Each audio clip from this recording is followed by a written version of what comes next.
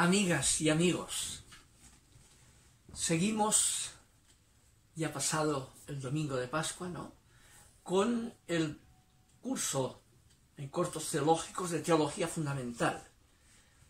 En la primera parte vimos que era necesario, para ser crítico, propio de la teología fundamental, la función crítica, había que empezar reflexionando sobre cuál es el problema del ser humano y de su existencia, que pueda ser posible y razonable la pregunta por Dios, ¿ya? Y al mismo tiempo reflexionamos sobre cómo frente a esa pregunta sin solución, frente a la existencia, podemos angustiarnos, y la forma que tenemos de alienarnos, de intentar disimular la angustia en formas de acciones eficientes que a veces son utopías, como las tres utopías de la modernidad, ¿ya? Ahora entraríamos en cuál es la racionalidad que ha tenido el ateísmo en este mismo tema del problema de la existencia humana. ¿Cuál es su racionalidad propia? No sea que los creyentes somos creyentes porque no nos hemos planteado las buenas razones que hay para no creer, ¿ya? Haciendo trampa, aunque sea por inercia, por una tradición de inercia, ¿no? ¿De dónde surge entonces el tema? El tema del ateísmo surge primero en una raíz de un proceso cultural, ¿ya? Un proceso cultural.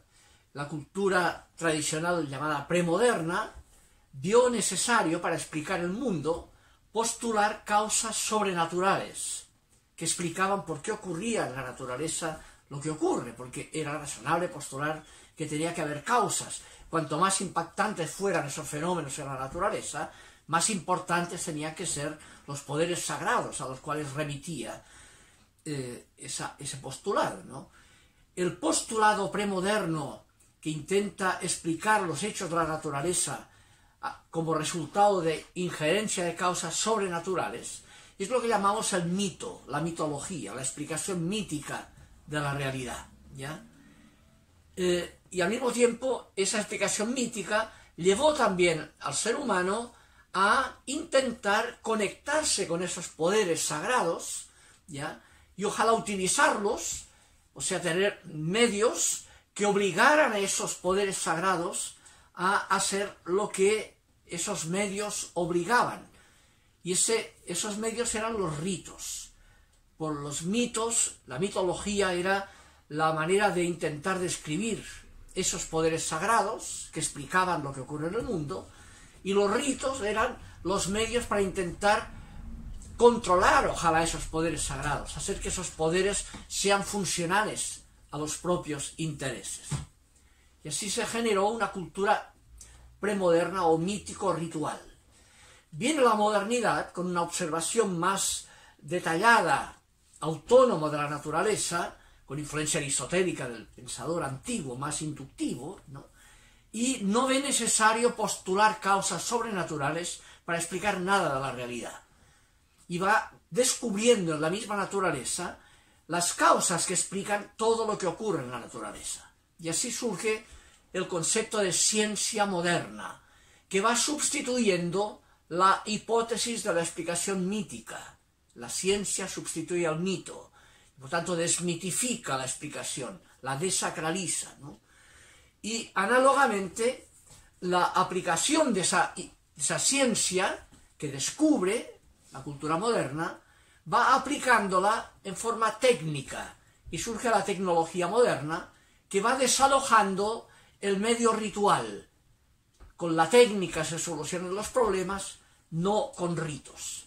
Y pasamos de una cultura mítico-ritual, premoderna, a una cultura científico-técnica moderna, que funciona, ¿ya? Y entonces queda el mito y la mitología como una falsa ciencia, y los ritos como una falsa técnica, sustituidos con ventaja por la ciencia y la técnica moderna. Ese impacto cultural en el cual vivimos, obviamente que marcó muy profundamente primero el cambio en la forma de entender a Dios y los poderes sobrenaturales, y la crisis de esos poderes, ¿no? Que es la crisis en la que estamos hoy, ¿no? Ese proceso de secularización, ¿ya? Ahora, Eso se agudizó todavía más a partir de cuando empezó la influencia fuerte de la modernidad, ya en sus primeros albores, como el caso de Galileo, que todos conocemos, ¿no?, en que empezó a enfrentarse a los nuevos descubrimientos con la violencia de la institución religiosa, que prohibía, castigaba incluso fuertemente, a veces con pena de muerte, las pretensiones de la modernidad autónoma. Eso en el siglo XVIII y XIX ya llega a una crisis de ruptura radical, en que la Iglesia solo puede ya rechazarlo, castigar a los propios creyentes, ¿ya?, porque a los increyentes ya no les importa la actitud de la Iglesia. Y surgen así esa separación entre la institución religiosa y la modernidad ya atea, que marcó la postura del Papa Pío IX con el sílabus, la condena de la civilización moderna, sea anatema, si alguien dice que es bueno que el Romano Pontífice dialogue con el mundo moderno, así termina el sílabus de Pío IX, o Pío X después, ¿no?, con la encíclica Pascendi, el año 1907, condenando a los teólogos que intentaban dialogar con la modernidad, rechazando lo que llamó el Papa a los modernistas, creyentes que intentaban dialogar con el mundo moderno, ¿no? Y así viene un drama tremendo, falta de diálogo entre las buenas razones que había para no creer, al menos de la forma premoderna, y la fe, la tradición de la fe, ¿no?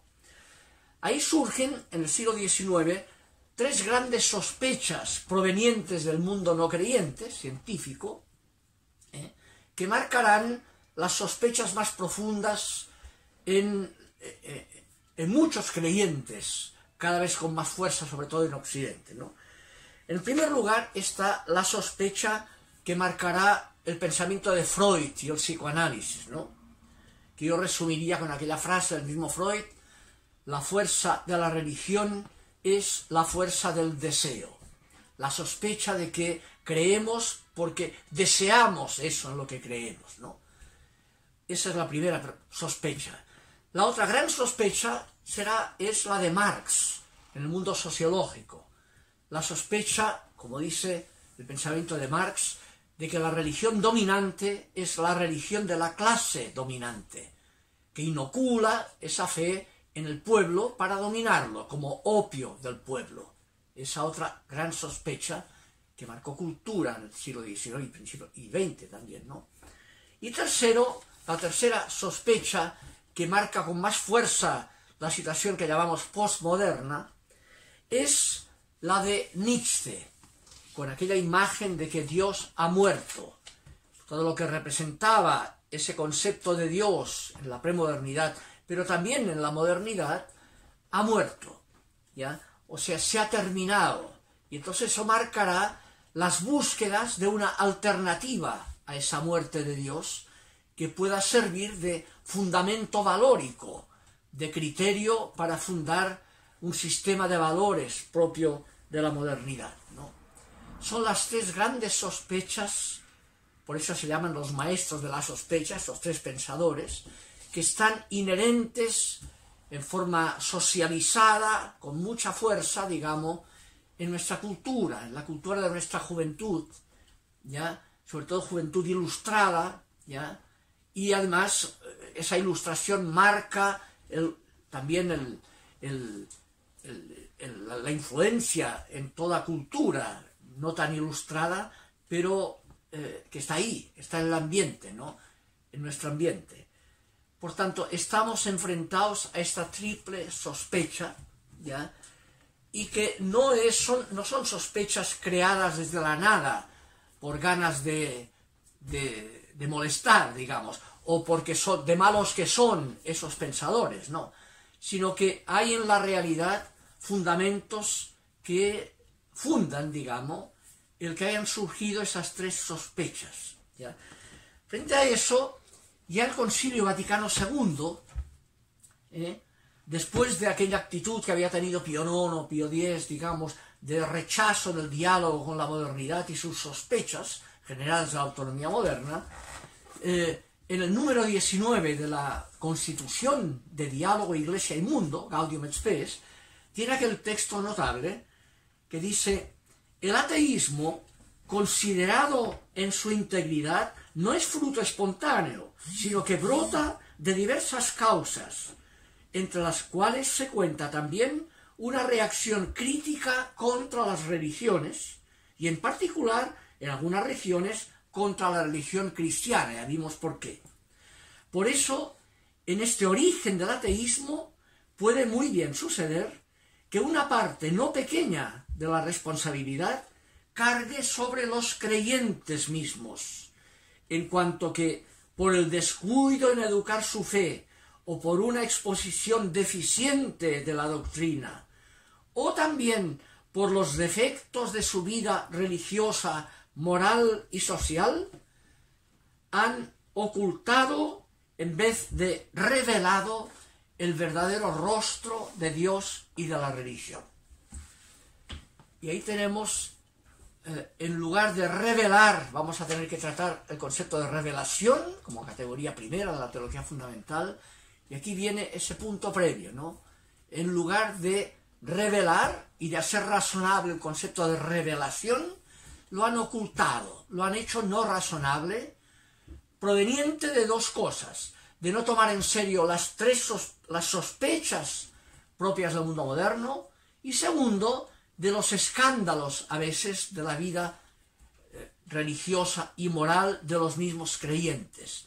De la vida religiosa es el abuso de religión sin sentido, abusando de la religión sobra, lo que falta es que tenga sentido esa religión y esa religiosidad, o bien el abuso de la moralidad y el abuso de poder eclesiástico a costa de una moralidad o inmoralidad camuflada con apariencias religiosas, ¿no?